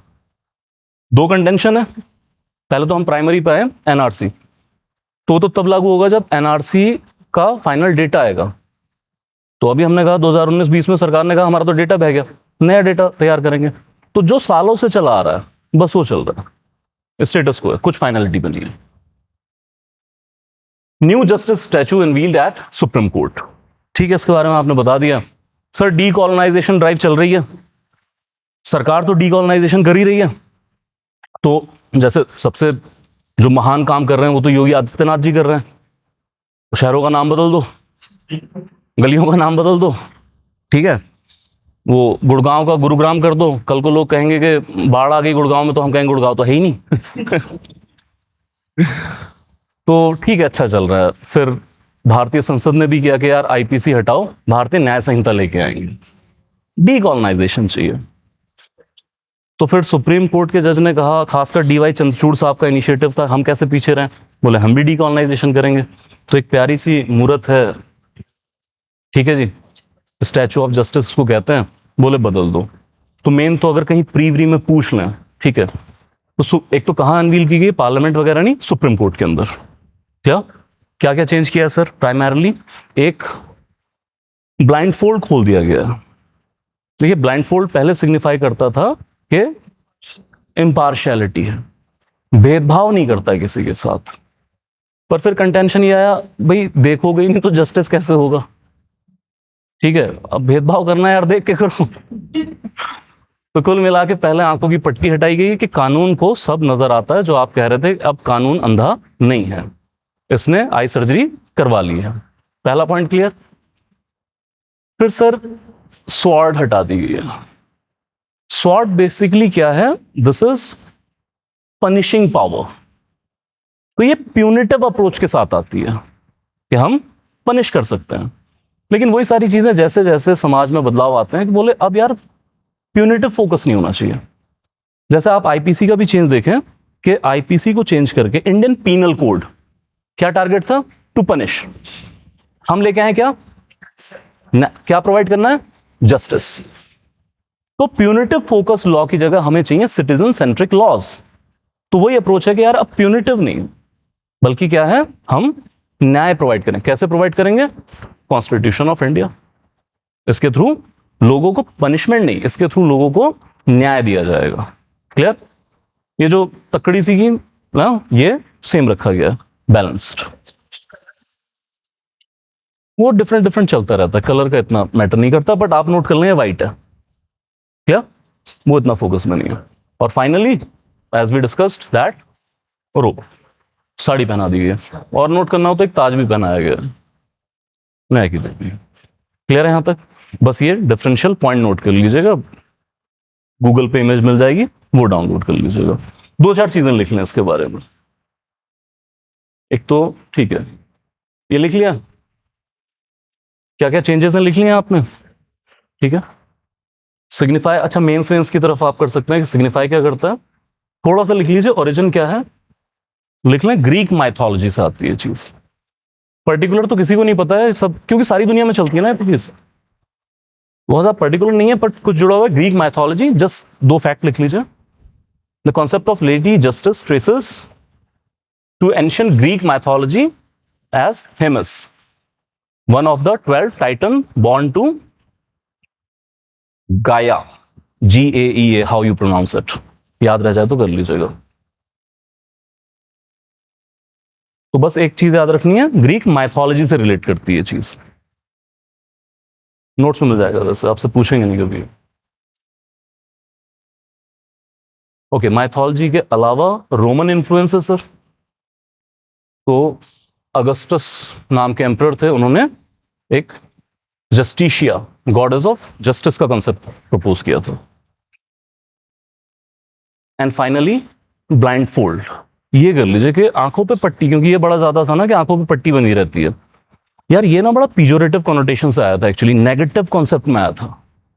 शुरुआत में इसको मजाक के तौर पे यूज किया जाता था, उसी को बाद में पॉजिटिव ले लिया।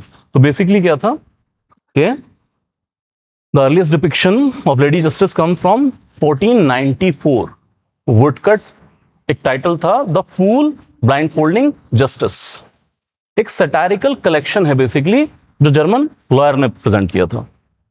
ये क्या है, जर्मन में फ्रांस के अंदर लिटरेचर का बहुत योगदान रहा है वहां की सोशल या पॉलिटिकल एवोल्यूशन के अंदर। जैसे फ्रांस के अंदर प्लेस का बहुत सपोर्ट रहा है, तो डिफरेंट डिफरेंट जगह पर सटारिकली यूज करते थे। तो पहले जर्मन के अंदर ये सटायर था कि यार आंखों पे पट्टी बांध दी, आपने तो न्याय को ही अंधा कर दिया। क्लियर? बाद में इसी को फिर पॉजिटिव कॉनोटेशन के अंदर ले आए। जैसे आप ब्यूरोक्रेसी के बारे में पढ़ें, तो फ्रेंच प्लेस के अंदर ब्यूरोक्रेसी को भी पहले नेगेटिव कॉनोटेशन में लेते थे, मजाक उड़ाया जाता था ब्यूरोक्रेसी का, और फिर यहां तक यूज करते थे that France is having an illness called bureaumania. बाद में धीरे धीरे इन सब चीजों को पॉजिटिव कॉनोटेशन के अंदर लेके आए। तो शुरुआत मजाक उड़ाने से हुई थी। क्लियर है यहां तक जी? रेड टेपिज्म मतलब one of the factor is red tapism, then many factors are there. Okay, चलिए, मैरिटल रेप एक्सेप्शन। यार ये ना सिर्फ आपको मुद्दा पता होना चाहिए कि इंडिया में चल रहा है। दो फैक्ट नोट करेंगे, बात खत्म करेंगे। सुप्रीम कोर्ट का स्प्लिट वर्डिक्ट है, और सुप्रीम कोर्ट अब इसके ऊपर नई बेंच के साथ सुनवाई कर रहा है। तो एज सच बहुत ज्यादा इंपॉर्टेंटली आपसे प्री में नहीं पूछा जाएगा। हो सकता है मेंस में कहीं आप सोसाइटी वगैरह के अंदर आप इसको यूज कर सकें, या जो न्यू राइट एशर हो रहे हैं। तो सिंपल क्या है, इवन इन भारतीय न्याय संहिता और earlier 375 of IPC, rape loss के अंदर एक तो बहुत सारे हैं, उसके अंदर भी कोई जेंडर न्यूट्रल नहीं है, लेकिन एक प्रॉब्लम यह है कि 18 साल से ऊपर की अगर वाइफ हैं तो फिर हस्बैंड के ऊपर रेप चार्जेस लेवल नहीं किए जा सकते हैं। यहां पे ये जरूर नोट कर लें कि 18 साल से अगर कम की उम्र की वाइफ हैं, which is not legally allowed as well, but अगर हैं तो फिर रेप चार्जेस लेवल किए जाएंगे। आई रिपीट, हाँ जी, 18 साल तो कट जे वाइफ है तो फिर रेप चार्जेस लगेंगे हस्बैंड के ऊपर। Getting my point? लेकिन अगर 18 साल से ऊपर हैं तो फिर रेप चार्जेस लेवल नहीं किए जा सकते। क्लियर है यहां तक? अब इसको लेके काफी ज्यादा डिबेट है सर, कि modern society, modern values change हो रही हैं, ठीक है, and we are all mature, so it's about free consent. अगर फ्री कंसेंट नहीं है वाइफ की और हस्बैंड सेक्सुअल इंटरकोर्स के अंदर जाते हैं, then it is amount to rape. Like what is the definition of rape? Main thing is free will, consent. अगर कंसेंट नहीं है, फोर्सफुल है, देन इट इज रेप। तो just because a lady is married, तो क्या उन्होंने अपना bodily autonomy का राइट खो दिया है? And husband is having a licence to do whatever he wants. Now this is the new debate. लेकिन इंडिया में अभी तक ये लॉ नहीं है और मैरिटल रेप एक्सेप्शन रूल को ही हम फॉलो कर रहे हैं। What is the current stand? कि in marriage wife rape charges level नहीं कर सकती हैं हस्बैंड की तरफ। क्लियर है यहां तक? तो दो चार पॉइंट नोट कर लीजिए। कहां से आया है? एक चीज लिखिए, ब्रिटिश जूरिस्ट मैथ्यू हेल, ये मेंस का है, प्रीवरी में नहीं पूछेंगे आपसे। Matthew hello codified marital rape exception in 1736 and he stated that husband could not rape his wife due to marital consent। कि मैरिज में ही कंसेंट शामिल है। कितनी बेवकूफाना बात है।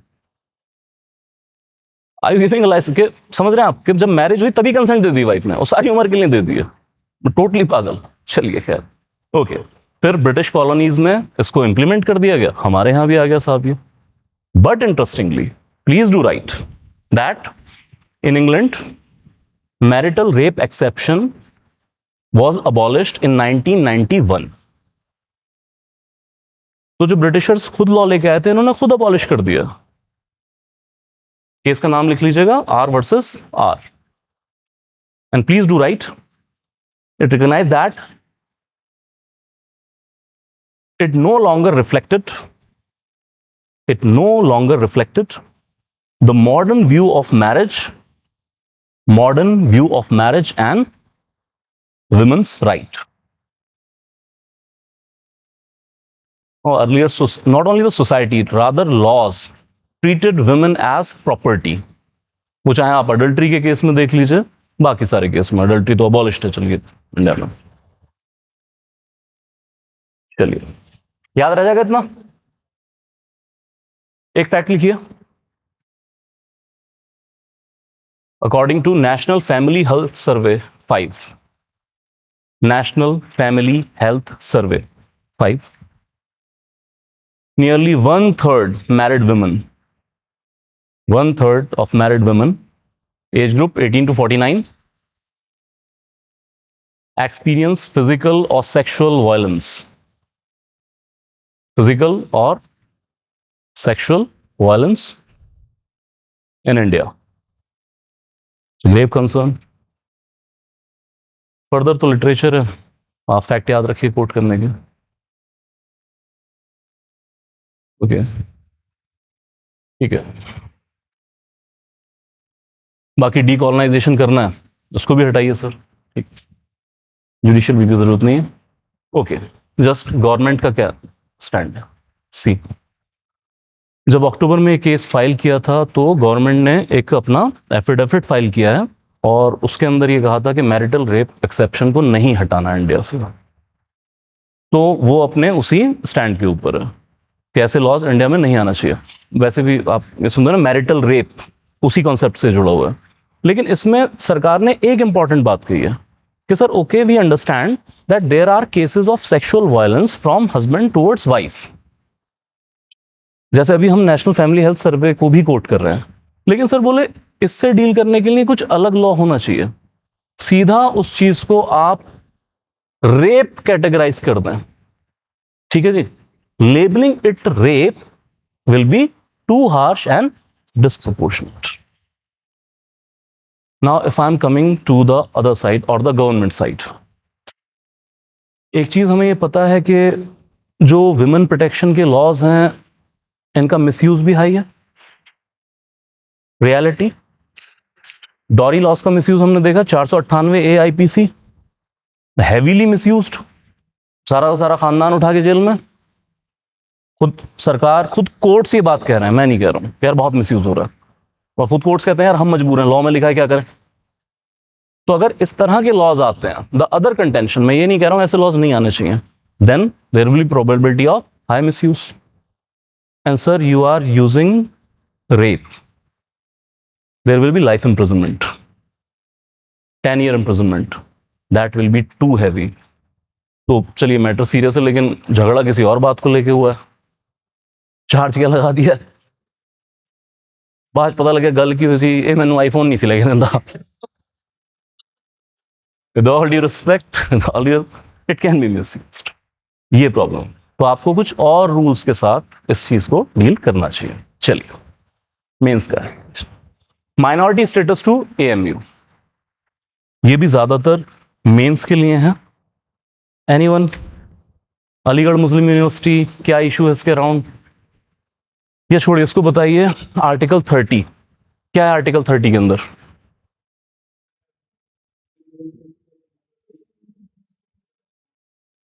रिपीट।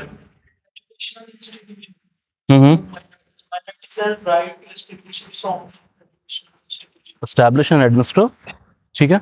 आपने वर्ड यूज किया माइनॉरिटी, कोई बेसिस है माइनॉरिटी का यहाँ, क्या बेसिस है ऑन द, क्या कर रहे हो यार, यही कंफ्यूजन तो नहीं होना चाहिए। आर्टिकल 29 को नहीं मर्ज करना है। हाँ जी क्यों जाग आ गई, अच्छा ठीक है।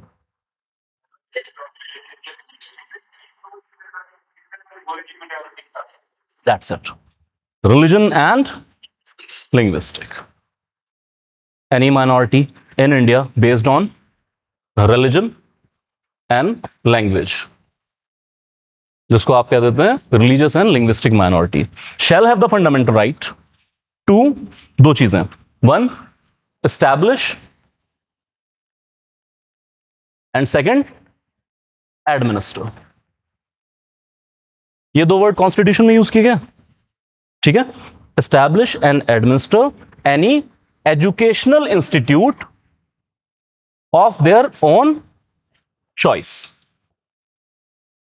आई repeat, establish and administer any educational institute, that can be a school, college और university, educational institute of their own choice. Important है ऑफ देयर ओन चॉइस, क्योंकि यहां पर मकसद लैंग्वेज या रिलीजन पढ़ाना नहीं है, यहां पर मकसद है प्रोफेशनल टीचिंग से।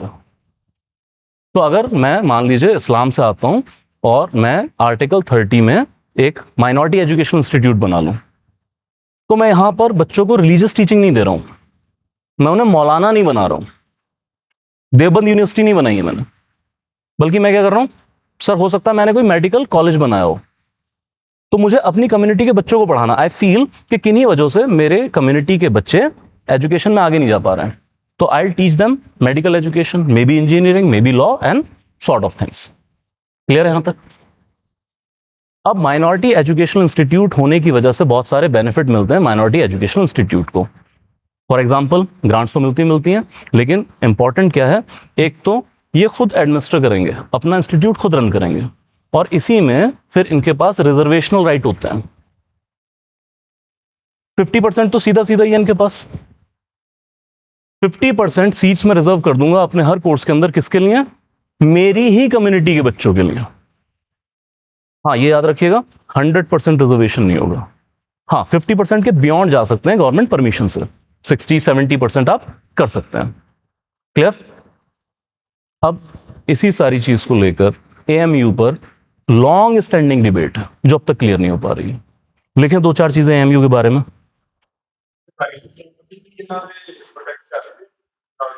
सर वो सिर्फ इतनी बात लिखी हुई कॉन्स्टिट्यूशन में कि अगर गवर्नमेंट एक्वायर करेगी तो इनको कंपनसेशन पे करेगी। हाँ जी, हाँ जी, हाँ जी।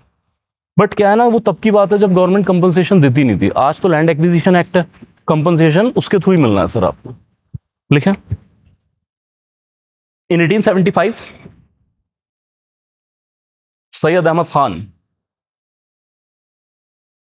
established Mohammedan Anglo Oriental College. आप हिस्ट्री में पढ़ते होंगे मेरे ख्याल से। Mohammedan Anglo Oriental college,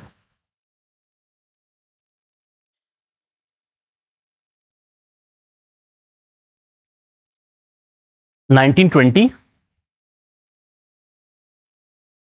the British regime enacted AMU Act। उसको मुस्लिम यूनिवर्सिटी का, मतलब अलीगढ़ मुस्लिम यूनिवर्सिटी का नाम दे दिया गया और एक्ट पास कर दिया, तो क्या बन गई? स्टैट्यूटरी ऑर्गेनाइजेशन बन गई। Clear? 1951 non Muslims were included in the management. 51 non Muslims were included in the management. Please write, very importantly, 1967 Supreme Court in Azeez Basha versus Union of India held that Supreme Court in Aziz Basha, landmark judgement था तब तक का, Aziz Basha versus union of India,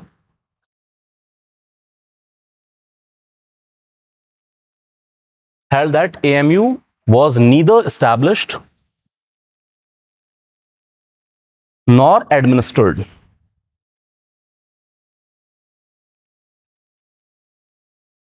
by the Muslim minority. It came through an act. It came through an act. तो minority institution का जो title था वो snatch away कर लिया। यार बनाया नहीं तुम्हें तो ठीक है, तुम तो एक्ट हो, स्टैट्यूटरी प्रोविजन है, सरकार डील करेगी। Further you right, in 1981 parliament amended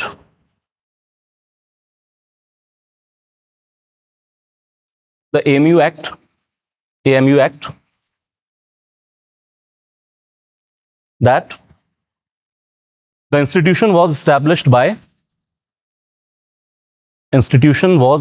by Muslim community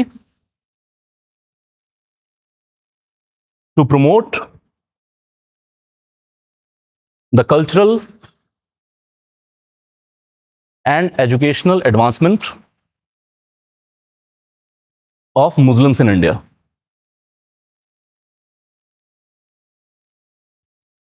To promote the cultural and educational advancement of Muslims in India.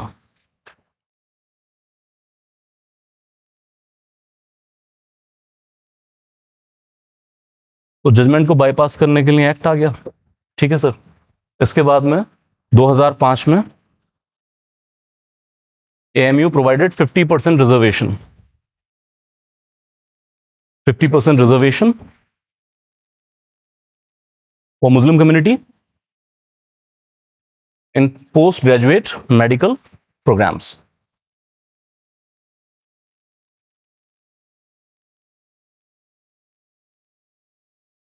In 2006, लिख लीजिए, Allahabad high court struck Allahabad High Court struck down the reservation and 1981 amendment both.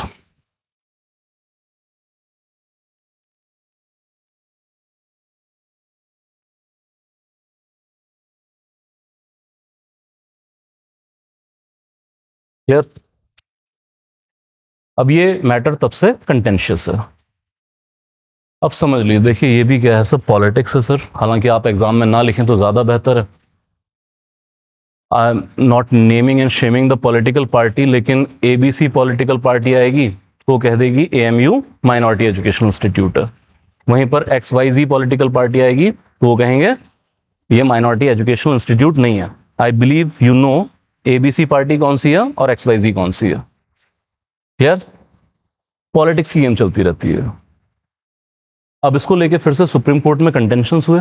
अब देखिए क्या यार, उस वक्त का जो कैसे फाउंड हुआ उस सब को लेके डिफरेंट पेपर्स भी मौजूद हैं। सर सैयद अहमद खान साहब ने चंदा वगैरह लिया था, लेकिन जब इसके लिए डोनेशन हुई तो सिर्फ मुस्लिम कम्युनिटी ने डोनेट नहीं किया था, हिंदू कम्युनिटी ने भी डोनेट किया था। और उसके बाद जब मैनेजमेंट की गई तो एंटायरली मुस्लिम्स के हाथ में नहीं रही थी। अब कंटेंशन ये है कि सर जब आप कह रहे हैं एस्टैब्लिश एंड एडमिनिस्टर, तो लॉ की अगर आप प्लेन रीडिंग लें, लिटरल रीडिंग लें, तो एक इंटरप्रिटेशन ये कहती है कि एस्टैब्लिश सिर्फ वो कम्युनिटी करे। तो कुछ लोग कंटेंशन क्या है, यार दान तो नॉन मुस्लिम्स ने भी दिया था तो आप वहां लैग कर गए। और दूसरा, एडमिनिस्टर सिर्फ और सिर्फ वो पर्टिकुलर कम्युनिटी कर रही हो जबकि नॉन मुस्लिम भी शामिल है, तो दोनों क्रेडेंशियल पर एएमयू खरा नहीं उतर रहा है। कंटेंशन समझ में आ गया इसका? नाउ सुप्रीम कोर्ट ने इसी केस की सुनवाई में फाइनली क्या दिया है, टेस्ट दिया। मैं रिपीट कर दूं, आई रिपीट, अगर मैं एएमयू की बात करूं और इसको आप बाकी जगहों पर भी लाजिम करेंगे, एएमयू की बात करें तो ये कि एक तो दान सब धर्मों ने दिया था या सब धर्मों के लोगों ने दिया था। सैयद अहमद खान ने जब डोनेशन इकट्ठी करनी शुरू की तो सिर्फ मुसलमानों से चंदा नहीं लिया, सबसे लिया। तो एस्टैब्लिश करने में कौन, नॉन मुस्लिम लोग भी शामिल हैं। पैसा है तब तो एस्टैब्लिश किया आपने। और फिर बात आती है एडमिनिस्ट्रेशन की, जब आप रन कर रहे हैं तो उसमें भी नॉन मुस्लिम इंक्लूड है। तो आर्टिकल 30 के दो क्रेडेंशियल है, एस्टैब्लिश एंड एडमिनिस्टर। अब हम जब प्लेन रीडिंग करते हैं, लिटरल रीडिंग करते हैं इस लॉ की, तो एक इंटरप्रिटेशन ये है कि सिर्फ उस पर्टिकुलर कम्युनिटी ने ही एस्टैब्लिश किया हो और वही पर्टिकुलर कम्युनिटी इसको एडमिनिस्टर कर रही हो। मैं कहूं तो प्योरली मुसलमानों ने चंदा दिया होता और मुसलमान ही एडमिनिस्टर कर रहे होते। अब क्योंकि ऐसा नहीं है तो कहते हैं भाई आपके पास माइनॉरिटी एजुकेशन इंस्टीट्यूट का टैग नहीं होना चाहिए। क्लियर है यहां तक? लेकिन अब सुप्रीम कोर्ट ने एक लिबरल इंटरप्रिटेशन दिया है, कुछ नया नहीं कहा। ये सारा का सारा टेस्ट आप देख लीजिए, अब सुप्रीम कोर्ट की जजमेंट में दो वर्ड पे फोकस है। कौन से वर्ड? वही जो आर्टिकल 30 में दिए गए। लेकिन अब ये कहा गया है कि लिटरल इंटरप्रिटेशन नहीं करना है, थोड़ा लिबरल कीजिए। लाइक जैसे एस्टेब्लिशमेंट की बात करें, जो पहला एस्पेक्ट है ये जेनेसिस या ओरिजिन ऑफ माइनॉरिटी इंस्टीट्यूट से डील करता है कि आप ये मत देखिए कि किसने चंदा दिया क्या किसने नहीं दिया, पर्पस क्या था, या आइडिया कैसे जर्मिनेट हुआ, कैसे पता करेंगे। उस वक्त की कुछ रिकॉर्डेड हिस्ट्री होगी, शायद सर सैयद अहमद खान साहब ने किसी को लेटर्स लिखे हों, उस वक्त के न्यूज़पेपर्स में कुछ पब्लिश हुआ, तो वहां से बेसिक आइडिया लेके आइए कि आपका इस इंस्टीट्यूट को बनाने के पीछे आइडिया क्या था। तो बहुत सारे उस वक्त के लेटर्स से या जो रिकॉर्डेड हिस्ट्री है या उस वक्त जो राइटर्स लिख रहे थे वो लिखते हैं कि सर क्यों आया था, इसीलिए आया था कि मुसलमानों में बहुत सारा ऑर्थोडॉक्सिज्म है। आप नाम देखिए क्या था इसका original, Mohammedan Anglo Oriental college. तो कुछ इस्लामिक शिक्षा भी देंगे, साथ में इंग्लिश एजुकेशन भी प्रोवाइड करेंगे। वेस्टर्न थॉट में प्रमोट कर रहे हैं सीगा, अमंग हुम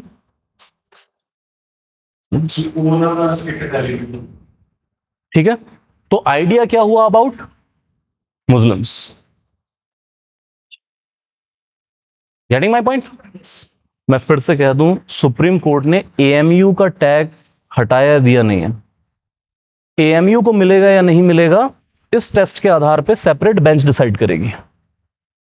एक टेस्ट दे दिया है, सारे ही माइनॉरिटी एजुकेशनल इंस्टीट्यूट पे अब ये लागू होगा, ब्रॉडर सेंस के अंदर देखिए। तो जस्ट बिकॉज किसी और ने चंदा दे दिया था तो ये मत समझिए कि नहीं सर, आइडिया आपका मेन इंटेंट तो वही था, और दूसरा एडमिनिस्ट्रेशन। आप ये नहीं कहेंगे कि सिर्फ इसमें एक कम्युनिटी ही इन्वॉल्व हो। यार मेरा मेन आइडिया है कि मैं अपनी कम्युनिटी के बच्चों को एजुकेट करूं, और उस संस्था को अगर मुझे एडमिनिस्ट्रेशन का राइट है तो मेरा यह है कि मैं अच्छे से चलाऊं। लेकिन अगर मुझे एबल एडमिनिस्ट्रेटर कोई सिख मिल रहा है, हिंदू मिल रहा है, उसको मैं लेके आ रहा हूं, तो ये मेरा माइनॉरिटी स्टेटस तो नहीं छीन लेगा ना। Getting my point? मुझे अपने यहां पर वीसी साहब को अपॉइंट करना है, कोई डीन अपॉइंट करना है, और मुझे लग रहा है कि यार एक सिख पर्सन है जो बहुत अच्छा डीन है, मैं उसे अपॉइंट कर लूं। लेकिन कल को आप कहोगे नहीं नहीं जी, नॉन मुस्लिम एडमिनिस्ट्रेशन में आ गया, आपका माइनॉरिटी एजुकेशनल का टैग चला जाएगा। ये नहीं होना चाहिए। अच्छा, फिर ये सब पे लागू होगा। कल को कोई मान लीजिए ओडिया स्पीकिंग के आधार पे, या कल को कोई सिख माइनॉरिटी एजुकेशनल इंस्टीट्यूट है, ये उस पर भी लागू होगा सर। हम्म। कौन कर सकता है एडमिनिस्टर? एडमिनिस्ट्रेशन का राइट खुद इनके पास है। एड करेंगे तो कुछ रूल्स एंड रेगुलेशन बता देते हैं। हाँ जी, हाँ जी, हाँ जी। जैसे एड करेंगे तो क्या कहेंगे कि भाई आप अपने यहां जो टीचर रखें कम से कम इस एजुकेशनल क्वालिफिकेशन का होना चाहिए, आपके यहां इतनी लैब मेंटेन होनी चाहिए, राइटर्स आ जाएंगे। लेकिन एडमिनिस्ट्रेशन का राइट अभी भी किनके पास है? अथॉरिटी के पास है। क्लियर है यहां तक? Any doubt? ये याद कर लीजिएगा, लार्जली इट्स अबाउट मेंस। और ये सिर्फ एएमयू के लिए नहीं है, सारे ही माइनॉरिटी एजुकेशन इंस्टीट्यूट पे यही टेस्ट अब लागू होगा। क्लियर? Any doubt? चलिए, supreme court judgement on child pornography. एक टर्म यूज की गई है और दूसरा कंस्ट्रक्टिव पोजेशन। बस दो चीजें समझ लीजिए इसमें। Okay, now the very first thing, under POCSO act एक वर्ड इसके अंदर यूज किया गया है, कंस्ट्रक्टिव पोजेशन। यहां पे मिल जाएगा आपको नोट्स के अंदर, ठीक है, मैं करवा देता हूं। देखिए, सुप्रीम कोर्ट ने कहा है कि viewing in private, downloading, storing, possession, distributing, displaying pornographic act जिसमें बच्चे इन्वॉल्व हैं, इन सब में क्रिमिनल लाइबिलिटी अट्रैक्ट होगी अंडर पॉक्सो। कंस्ट्रक्टिव पोजेशन समझ लीजिए क्या है, कि अगर किसी पर्सन ने मान लीजिए कोई चाइल्ड पोर्नोग्राफिक एक्ट, वो उसके खुद के डिवाइस में भी नहीं है लेकिन उसके कंट्रोल के अंदर है। जैसे क्रिमिनल लाइबिलिटी तब हो जैसे कोई पर्सन अपने मोबाइल में डाउनलोड करके फिर देख रहा हो और पब्लिक में देख रहा हो। क्लियर? देखिए यार, हुआ क्या, एक हाई कोर्ट का जजमेंट आ गया था इससे पहले, तो हाई कोर्ट में भी कुछ ना कुछ चलता ही रहता है। उन्होंने ये कह दिया कि अगर कोई अपने प्राइवेट स्पेस के अंदर अपने प्राइवेट डिवाइस पे अकेला बैठ के पोर्नोग्राफिक एक्ट देख रहा है इंक्लूडिंग चिल्ड्रन, वो क्रिमिनल लाइबिलिटी अट्रैक्ट नहीं करेंगे। क्लियर? आई रिपीट, कि अगर कोई पर्सन अपने प्राइवेट स्पेस में अकेला कोई पोर्नोग्राफिक एक्ट देख रहा है जिसमें चाइल्ड इन्वॉल्व है, तो क्रिमिनल लाइबिलिटी नहीं होगी। अब ये मैटर पहुंचता है सुप्रीम कोर्ट। सुप्रीम कोर्ट ने इस जजमेंट को ओवर रूल किया कि एक तो इसमें भी क्रिमिनल लाइबिलिटी होगी, और दूसरा कंस्ट्रक्टिव पोजेशन, कि मान लीजिए आपके मोबाइल में नहीं है, किसी और के मोबाइल में वो कंटेंट है, और तब आप उसको एक्सेस कर रहे हैं, और तब आप कहें कि सर मेरे मोबाइल में तो है ही नहीं, मेरा तो पोजेशन ही नहीं है। लेकिन जिस वक्त आप उसको, या कोई भी पर्सन उसको देख रहा है, तो आपका कंस्ट्रक्टिव पोजेशन तो है ना, उस वक्त वो आपके पास है। या कोई पर्सन साथ में बैठा वो देख रहा है अपने मोबाइल पे, और आप उसको देखना शुरू कर दें, तो यहां पे वही सब लीगल गेम आती थी कि सर मेरे तो पोजेशन में नहीं है मटेरियल, उसके पोजेशन में, उसको सजा दीजिए। लेकिन यहां पर क्या कर दिया, अगर आपके कंट्रोल में है तो कंस्ट्रक्टिव पोजेशन में आपकी लाइबिलिटी होगी ही होगी। बात समझ में आई, हाँ या ना? क्लियर है यहां तक? ओके, दूसरा एक वर्ड इन्होंने यूज किया है, ये नोट कीजिए, that, just a second, just ठीक है। एक तो होगा कंस्ट्रक्टिव पोजेशन, लिख लीजिए इसको। The court introduce the concept of constructive possession, constructive possession where an individual may not physically may not physically possess the material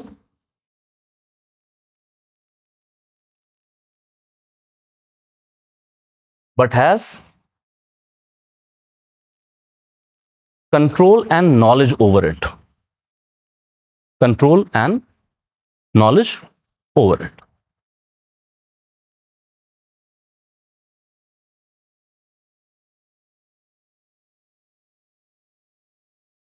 please do right most important thing जो supreme court की recommendation के अंदर है, जो further recommendation दिए हैं, और ये वर्ड आप प्लीज मेंस में जरूर यूज कीजिएगा।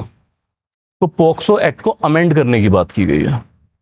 क्या अमेंड किया है कि अब चाइल्ड पोर्नोग्राफी वर्ड यूज नहीं करना है, उसकी जगह क्या यूज करना है? Please do right child sexual exploitation, child sexual exploitation and abuse material, CSEM, child sexual exploitative and abuse material। Broader definition मतलब एक ब्रॉडर टर्म हम यूज कर लेंगे। आई रिपीट, अभी पॉक्सो एक्ट में अमेंडमेंट नहीं हुआ है, वहां भी चाइल्ड पोर्नोग्राफी वर्ड यूज हो रहा है, ये सुप्रीम कोर्ट की गाइडलाइन है। बट आप मेंस में प्लीज कोशिश कीजिएगा इस टर्म को यूज करने की। क्लियर है यहां तक? Okay, further please do right support the victim. Supreme Court guideline क्या है? प्री में नहीं पूछेंगे, मेंस में आपके काम आ सकता है। That offering psychological counselling, therapeutic intervention and educational support, and educational support.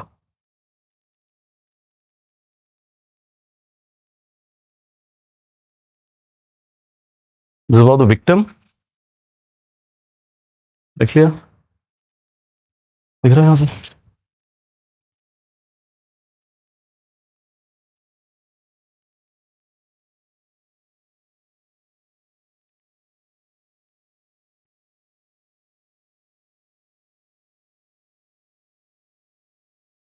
Done?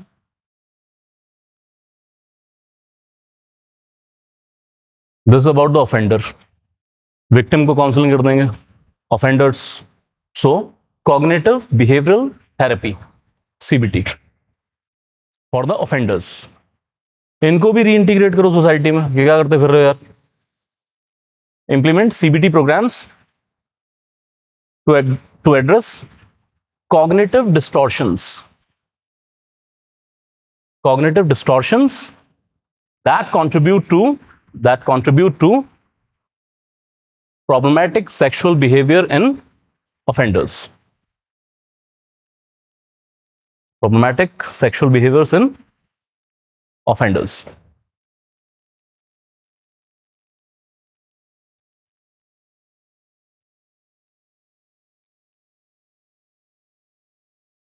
These are two important things। Then तो फिर आपको नोट्स में मिल जाएगा, आप लिखना चाहें लिख लीजिए। कोऑर्डिनेटेड एफर्ट्स करने हैं according to Supreme Court guideline. क्या करना है सर?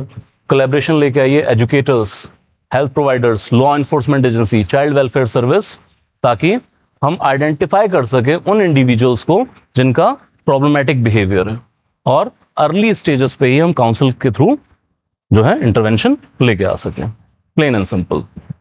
देन पब्लिक अवेयरनेस, तो हर ग्राउंड के साथ आप अटैच कर सकते हैं कि पब्लिक अवेयरनेस इसके बारे में बढ़ानी चाहिए। Clear? Lastly, formation of expert committee.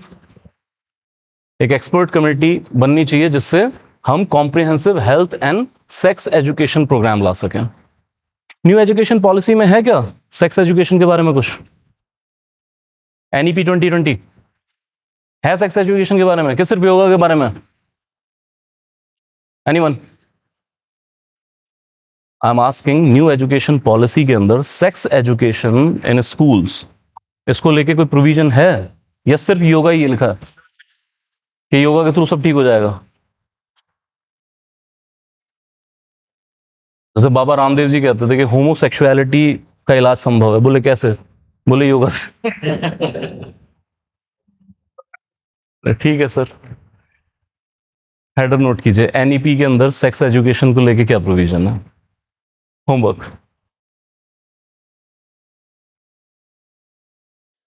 Homework. चलिए लास्ट में लिख लीजिए एक्शन क्या है गवर्नमेंट के, दो चीजें नोट कर लीजिए। एक है साइबर क्राइम यूनिट, क्या है सर ये, पॉक्सो एक्ट के अंदर साइबर पे जितना भी ऐसा मटेरियल अवेलेबल है उसको चेक करने का काम करते हैं, ठीक है जी। और दूसरा है cyber crime prevention against women and children scheme. Mains में कहीं कोट करना हो इसको तो दो स्कीम नोट कर लीजिए। One is cyber crime unit, it handles cases under POCSO and IT act, and cyber crime prevention against women and children scheme. Cyber crime prevention against women and children scheme, that is to effectively handle the cyber crime against women and children. इसके अलावा फिर बहुत सारे हैं, जैसे I4C है, वो भी आप यहां पे कोट कर सकते हैं। Any doubt, any doubt? Header पे नोट कीजिए, इस संस्था के बारे में आप पढ़ के आएंगे, national commission for protection of child right. पढ़ा इसके बारे में किसी ने? National commission for the protection of child right. State level पे भी होते हैं, ये नेशनल लेवल पे। दिलजीत का कॉन्सर्ट था चंडीगढ़ के अंदर, तो हर जगह एडवाइजरी जारी हो रही थी। चंडीगढ़ में एडवाइजरी किसने जारी की थी? जो इसी की काउंटर पार्ट चीज है जो चंडीगढ़ में ऑपरेट करती है, उन्होंने कि यार बच्चों के लिए माहौल ठीक नहीं है, यहाँ पे एडवाइजरीज भी जारी करते हैं। क्लियर है यहाँ तक? जस्ट टू रिलेट विद जी, चेक कीजिए, मैंने तो होमवर्क दिया आपको, देखो नेशनल कमीशन वुमेन भी पढ़ लेना फिर साथ में। Done? Any doubt? Okay, concluded.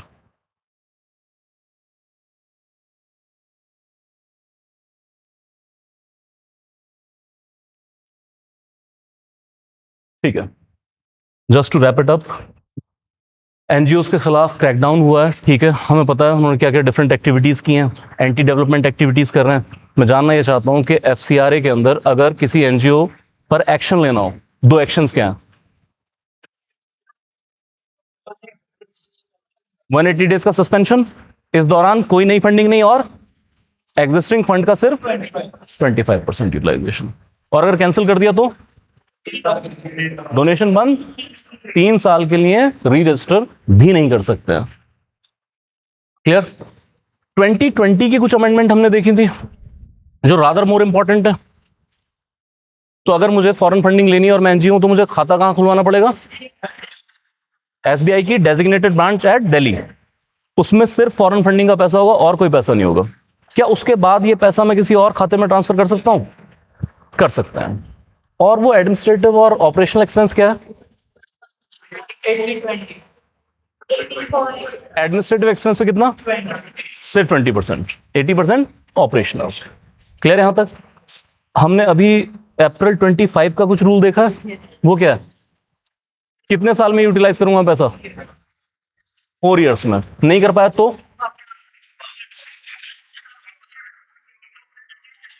देखो, समझो समझो समझो, लाज या सस्पेंड या कैंसिलेशन, ये ऑटोमेटिक डोनर को वापस नहीं करना है, अगर गवर्नमेंट फर्दर जाके कहे तब वापस करना है। Clear? Otherwise violation of rules consider किया जाएगा, एक्शन होगा। क्लियर? अगला क्या है? 6A of citizenship act. Okay, ठीक है, कॉन्स्टिट्यूशनल वैलिडिटी अब हेल्ड कर दी गई है, लेकिन मसला जुड़ा हुआ है एनआरसी से रिलेटेड। या 6A सिटीजनशिप एक्ट किस स्टेट के लिए है? असम के लिए। और यहां पर सिटीजनशिप के लिए कट ऑफ डेट क्या है? 24 मार्च 1971। इसके बाद वालों को सिटीजनशिप नहीं मिलेगी। लेकिन हमने एक और चीज देखी, जनवरी 1966 से 1971 के बीच में इनके लिए क्या है? 10 साल तक हाँ वोटिंग राइट नहीं है, और इससे पहले वाले 1966 से पहले वाले कंसीडर्ड एज सिटीजन। क्लियर है यहां तक? सीए वगैरह वो सारा कंसेप्ट देख चुके हैं।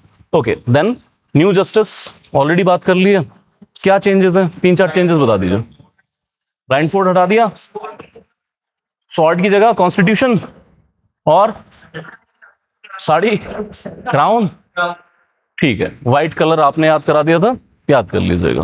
ओके ओके, इसके ना पीछे के प्लीज नोट से काम कर लीजिएगा मेंस वगैरह के लिए, कहीं पर भी अगर कुछ रेफरल पॉइंट आए, क्योंकि मसला ये नहीं कि करंट अफेयर आप तब यूज करें जब पूछा जा रहा है। जैसे डीकॉलोनाइजेशन पे कोई चीज हो सकती है आपकी, क्वेश्चन सीधा डीकॉलोनाइजेशन पे भी आ सकता है ना, चाहे सोसाइटी में आ जाए, लॉस के चेंज में आ जाए। तो एक जुडिशरी का एग्जाम्पल और इसके पीछे की मतलब मैसेज क्या क्या है, हल्का हल्का पता होगा, दो दो लाइनों का काम चल जाएगा। देन मैरिटल एक्सेप्शन इंग्लैंड में आज भी है कि खत्म कर दिया? इंडिया में खत्म किया गया कि नहीं अभी? नहीं, अभी सुप्रीम कोर्ट इस केस की सुनवाई कर रहा है। अच्छा, अगर 18 साल से कम की हो वाइफ तो रेप चार्जेस लगेंगे हस्बैंड के ऊपर? यस लगेंगे, बल्कि पॉक्सो इन्वोक कर लेंगे वो। चलिए, माइनॉरिटी स्टेटस टू एएमयू, क्या दो टेस्ट हैं सुप्रीम कोर्ट ने ले डाउन किया? Establishment and in broader sense, idea, intent उसके बिहाफ। ठीक है, उसको चेक करना है। Okay, raise your hand. Very good, quick, बस खत्म। हमारे एक प्रोफेसर थे, बहुत क्वालिफाइड, थोड़े बुजुर्ग थे, उनकी बहुत आदत थी आगे ऐसे लॉ यूनिवर्सिटी, तो ऐसे पूछना पूछना पूछना। तो धीरे धीरे हम ये समझ गए थे कि जो भी हाथ खड़ा कर लेता उससे पूछते ही नहीं है, जो नहीं खड़ा करता उसे जलील करते थे। तो धीरे धीरे हमने मतलब हफ्ते 10 दिन में डिवाइस आउट कर लिया, तो फिर सारी क्लास हाथ खड़ा कर लेती। और हफ्ता वो चला भी बड़ा अच्छा, थोड़े बुजुर्ग थे, नहीं ध्यान दिया, उनको लगा सबको आता है, हफ्ता कोई सवाल नहीं, फिर प्रोफेसर को भी पता लग गया। तो गुड, क्वेश्चन खत्म। किस आर्टिकल के अंदर आप रजिस्टर कराते हैं minority education institute? Article 30। Okay, minority का बेसिस क्या है? ठीक है, अगर मैं रिलीजन के आधार पे माइनॉरिटी एजुकेशन इंस्टीट्यूट बना रहा हूं, कोई कॉलेज है, तो क्या मैं यहां रिलीजन पढ़ाऊंगा? No, it's about the educational development of my community's children. Clear? मुझे मौलाना बनाने होंगे तो मैं आर्टिकल 28 में जाकर रिलीजियस इंडोमेंट के अंदर स्कूल बना लूंगा या कॉलेज बना लूंगा, वो भी कर सकता हूं मैं, उसकी भी कोई ऐसी पाबंदी नहीं है। Okay, then finally child pornography, दो चीज बता दीजिए इसके ऊपर। एक, चाइल्ड पोर्नोग्राफी की जगह वर्ड क्या यूज करने को कहा है? याद करके बताइए सभी, अभी पढ़ के बता दो भाई, क्यों गैस कर रहे हो, लिखा हुआ तो है। Louder please. Child sexual exploitative and abuse material. और कंस्ट्रक्टिव पोजेशन आपको पता है, अगर मेरे डिवाइस में नहीं है, मेरे कंट्रोल में नहीं है, मैं किसी भी तरह से एक्सेस कर रहा हूं, तो भी वो कंस्ट्रक्टिव पोजेशन के अंदर चीज आएगी। क्लियर है यहां तक? Any doubt? That will be all, thank you.